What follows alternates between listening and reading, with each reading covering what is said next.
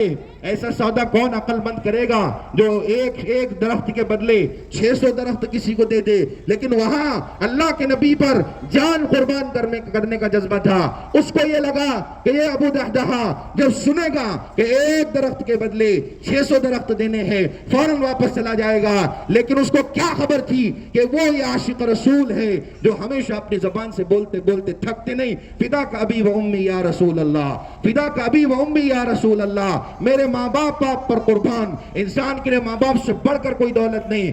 وہ تو اس درخت کی بات کر رہا تھا، باغ کی بات کر رہا تھا. حضرت ابی دحدحہ نے کہا لے لے، وہ ایک درخت مجھ کو دے دے.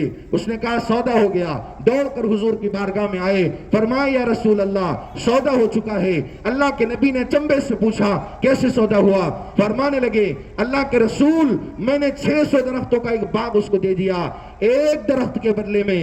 حضور جھوم اٹھے، فرمانے لگے ابو دحدحہ پھر میرا بھی سودا بدل گیا.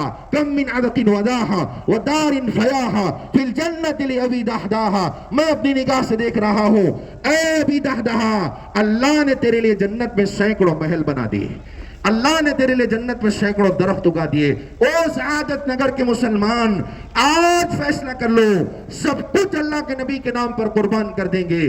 اپنی جان اللہ کے نبی پر قربان، ہمارا مال اللہ کے نبی پر قربان، ہماری عزتیں اللہ کے نبی پر قربان. خدا کی قسم، جن شادیوں میں لوگوں کو راضی کرنے کے خاطر اللہ کے رسول کو تم ناراض کر رہے ہو، ان کی شان حضور سے بڑھ کر نہیں ہے، ان کی شان حضور کے جوتیوں سے بڑھ کر نہیں ہے.